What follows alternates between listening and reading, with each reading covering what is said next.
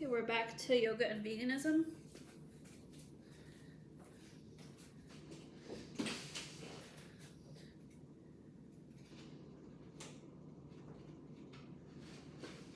We're going through the Yamas, which are Ahimsa, Satya, Asteya, Brahmacharya, and Aparigraha. I covered Satya, Ahimsa, and Satya in the last video, so now I'm going to cover Asteya, Brahmacharya, and Aparigraha. Asteya, Chapter 5. Yoga is that state where you are missing nothing. Sri Brahmananda Saraswati. The meat, dairy, and fashion industries are founded on stealing. Stealing milk intended for a mother's new baby, stealing wool intended to keep someone warm, stealing skin and fur intended to be worn by the being who was born into that skin. To confine an animal for its entire life is to steal its life. To kill and eat animals is to steal their lives from them.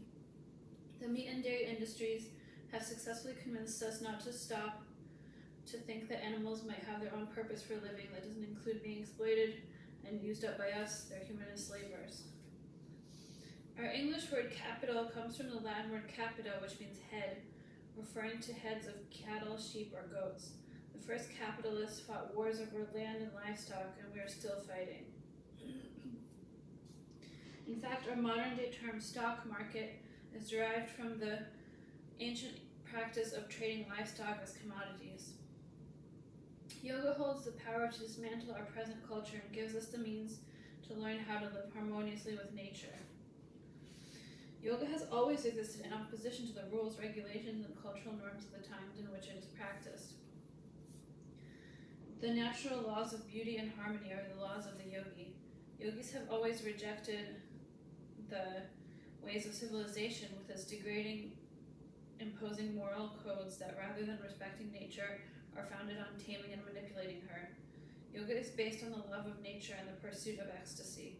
The yogi understands that there is an innate order to wildness and that liberation comes through the blessings of the divine goddess, who is Mother Nature. Shiva, who is said to have been the first teacher of yoga, is a wild man who lives in the forest with all the animals. I have Shiva right here.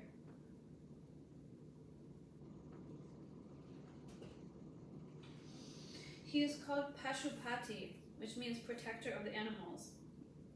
You could say that Shiva was the first environmental animal rights activist.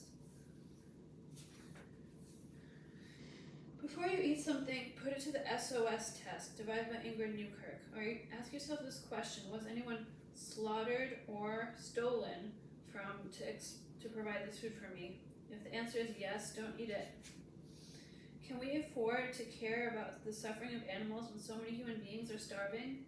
Yes, not only because caring about animals does not preclude caring about human beings, but also because veganism is of direct benefit to the planet and to reducing starvation around the world. A human child dies of malnutrition every 2 seconds on this planet, yet it takes 12 to 20 pounds of grain to produce 1 pound of meat.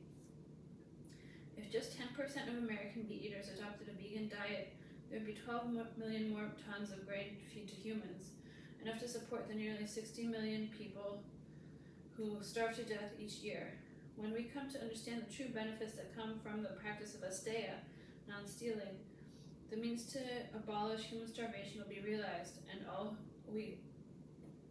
will have enough to eat. Chapter 6, Brahmacharya, good sex. Brahmacharya means to respect the creative power of sex and not abuse it by manipulating others sexually. Brahmacharya is a way to get to God, a way to arrive at the creative essence of the universe. It has sometimes been translated as continence or chastity, which I feel has led to a lot of misunderstanding in regard to how to practice this yama. To practice Brahmacharya is to understand the potential of sexual energy, which is the essence of all physical and psychological forces. Sex is the power that creates life. When sexual energy is directed wisely, it becomes a means to transcend separateness or otherness. When sexual energy is used to exploit, manipulate, or humiliate another, however, it propels us into deeper separation and ignorance of vidya. Human beings routinely do this to other species we can find in breeding facilities on farms. The sexual abuse of animals is ingrained in our culture and it expresses itself in the practice of breeding, genetic manipulation, castration, artificial insemination, forced pregnancy, routine rape, and child abuse, which all fall under the category of animal husbandry. Animals in the factory, as well as on most farms, are not allowed to develop normal sexual relationships with others of their own species. Most confined animals never even see a member of the opposite sex of their own kind. All the animals born in factory farms have come from mothers who have been artificially inseminated. These mothers will be repeatedly raped by human farm hands and forced to become pregnant over and over again until their fertility wanes, at which point they will be slaughtered and eaten. Male animals chosen to be sperm donors are used and abused, live in constant frustration, and in the end are slaughtered as well. If we look at it from this perceptive, eating meat, eggs, and dairy products could be seen as a feminist issue. For if we believe in women's rights, we cannot condone and support the way female animals are exploited for what their bodies can produce. Most of the animals in our factory farms are female because they are the most exploitable. They can provide eggs or milk as well as more babies. This has historically been the case in agriculture.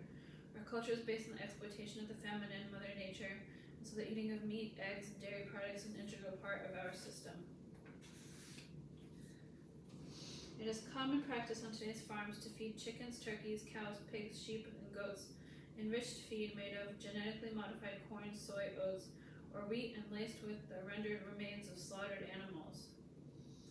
Most of the fish caught by commercial trawlers is not eaten by humans but fed to livestock.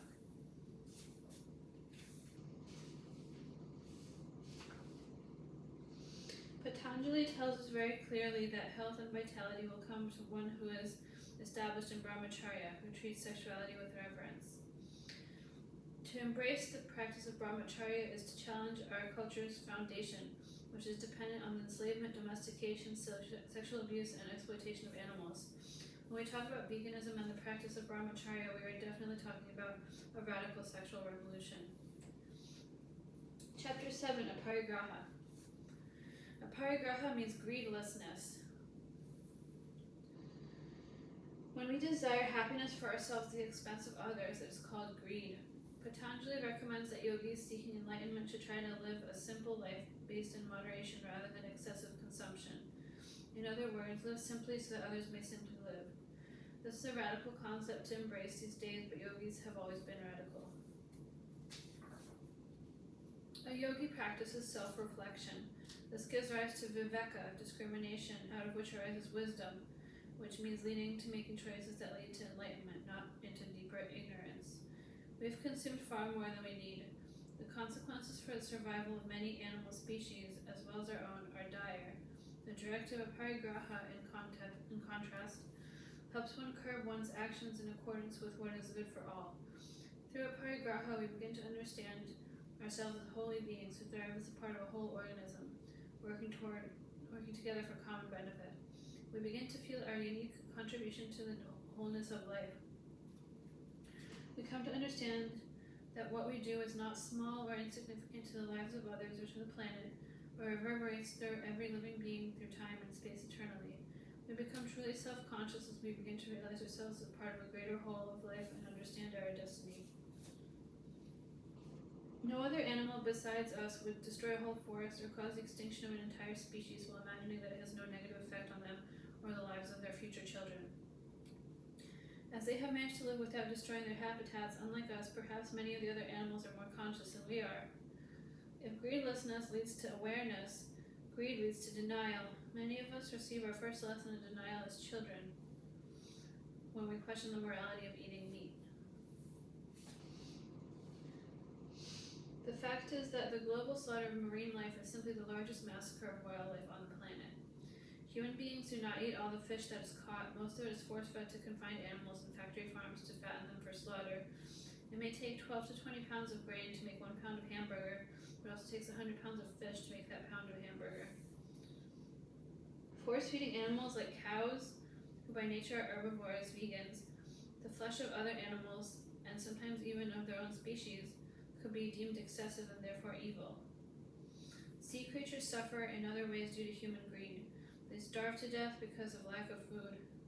Their world is polluted by the toxic chemicals that we continually flesh into the ocean. Large fishing trawlers rake up many sea creatures that they did not intend to catch. The fishing industry refers to these beings as bycatch.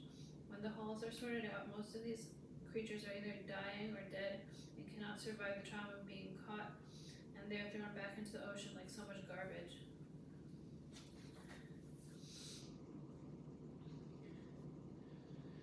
To dare to care about the happiness of others is to awaken the power of unconditional love within you.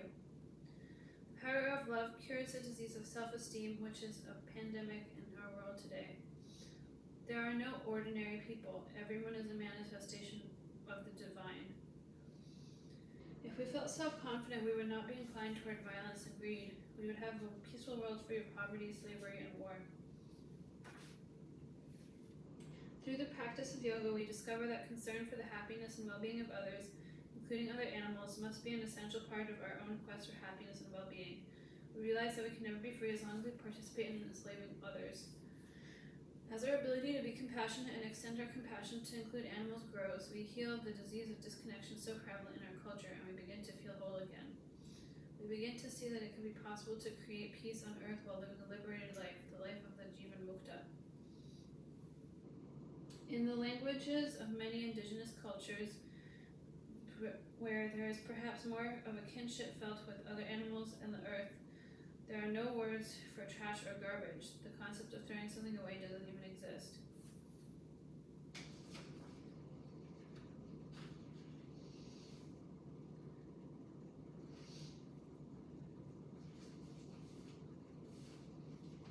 Right, so those are the 5 yamas. Yamas are one of the